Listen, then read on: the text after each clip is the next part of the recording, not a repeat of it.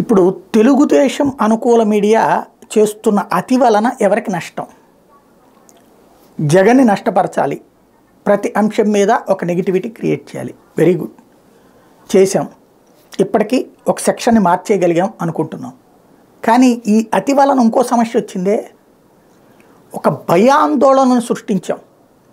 ఇవాళ రోజున జగన్ అనేటువంటి వ్యక్తి ఈ సంక్షేమ పథకాలు ఎవడబ్బా సొమ్మని ఇచ్చాడు, లేకపోతే అప్పులు చేశాడు, అది ఇది అని చెప్పేసి రాయడం వలన, అంటే జగన్ అప్పులు తెస్తున్నాడు, సంక్షేమం చేస్తున్నాడు, అప్పులు తెస్తున్నాడు, సంక్షేమం చేస్తున్నాడు.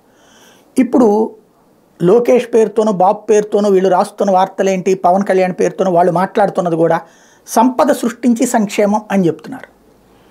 సంపద సృష్టించడం ఒక్క రోజులో అయిపోయేటట్టయితే కనుక చంద్రబాబు గారు ఉన్నప్పుడు హైటెక్ సిటీలో సంపాదన ఏం రాలేదే, ఆయన దిగిపోయి 2 నెలల తర్వాత ఆదాయం వస్తుంది. అంటే సంపద సృష్టించేదానికి సంక్షేమ పథకాలు ఉండవా? సంక్షేమ పథకాలు ఆపేస్తారా?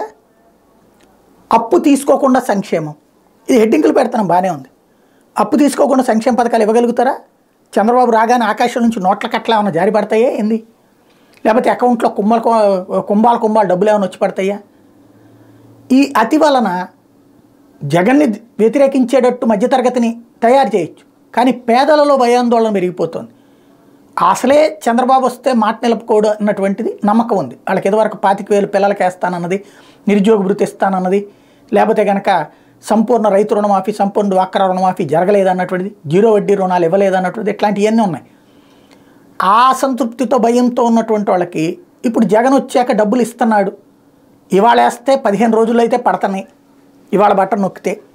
కాబట్టి వాళ్ళకి అందులో డ్వాక్రా రుణమాఫీ చెప్పాడు, చేశాడు, ఇట్లాంటివి జరిగిపోయినాయి. ఒకరోజు అటు ఇటు అయ్యి ఉండొచ్చును కానీ జరుగుతున్నాయి. ఇతనైతే కనుక 100కి 90% గ్యారంటీ, ఆయనది 100కి 30% గ్యారంటీ అని ఉంటే ఇట్లాంటి వార్తలు రాయడం వల్ల అసలు బాబిస్తాడా అన్న భయాన్ని కల్పిస్తున్నారు. ఆలోచించుకుంటే బెటరు. లేదు ఇలా రాయడమే కరెక్ట్ అనుకుంటారా? వెరీ గుడ్, మంచిది, ప్రజలు కూడా చర్చించుకుంటారు.